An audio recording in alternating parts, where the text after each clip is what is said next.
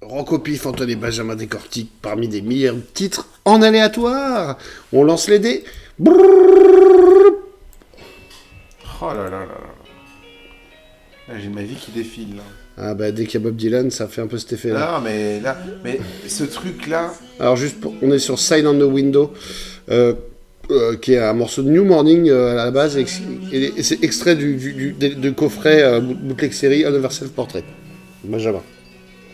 Qui a été une totale révolution Oui. dylanienne pour moi quand Oui, c'est parce que je me sorti, souviens que ces albums-là, on n'en parlait pas beaucoup, tu ne les vantais pas, enfin tu les connaissais peut-être, ça t'a permis peut-être de les redécouvrir, enfin en tout cas de découvrir le matériel sur cette période-là, quoi. Bah, Enfin, à la base, cette période, sa discographie, c'est une période où Bob Dylan sabote lui-même ses enregistrements. Et après, il va finir par se prendre un peu les pieds dans le tapis, ouais. dans le tapis de cette méthode. Mais en fait, il en avait tellement marre d'être...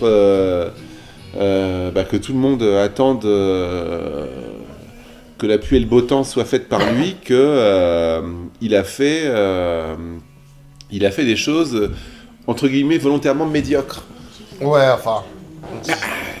Et C'est assez raté du coup, parce que c'est pas médiocre. c'est ça qui est assez marrant, c'est que il a vraiment voulu faire autre chose, mais il n'a pas cherché à ce que ce soit le plus beau et le mieux accepté possible. Et en fait, C'est ça.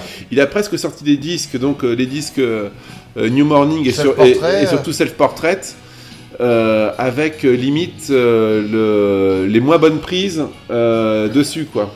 Et en fait, oui, enfin ça correspond aussi bien, ça correspond assez bien à son caractère aussi. Enfin, même je veux dire d'une manière globale, de pas avoir envie de pas être là pour faire plaisir, quoi, quelque part. exactement. Peut-être que là, tu veux dire que c'est tiré au paroxysme, quoi, sur cette période. Bah, disons que c'est Déjà, grâce. il déguisait déjà sa voix un peu avant sur Nashville Skyline, etc. C'est ça. Donc il continue le processus un peu de j'ai pas envie qu'on me fasse chier.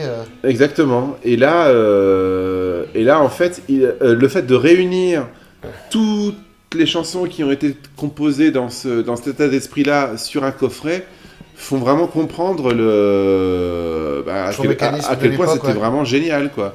Donc- Et donc là, ils font un essai avec un orchestre Voilà. sur cette chanson.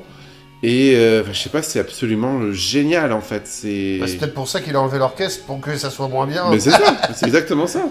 C'est exactement ça. Enfin, c'est complètement, c'est complètement unique, quoi. C'est vraiment un truc que tout le monde qui aime un peu cette période-là doit avoir, quoi. Enfin, moi, je pense vraiment que ce coffret de Self-Portrait, ça fait vraiment partie des enregistrements majeurs de la période 69-72, quoi, de la musique rock, quoi. Vraiment, c'est vraiment un truc... Juste pour rappel, le coffret le plus complet, il fait combien de disques en CD?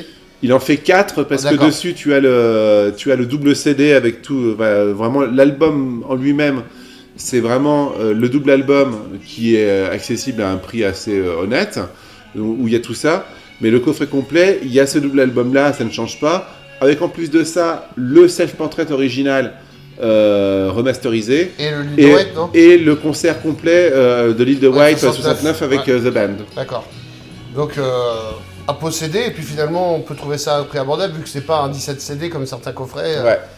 à se replonger donc dans cette période de Dylan, qui est pas la plus... dont on parle pas beaucoup, finalement, j'ai l'impression. Et En qui tout cas, est- chez moi, on n'en parle pas beaucoup. Et qui est presque une des plus passionnantes, quoi.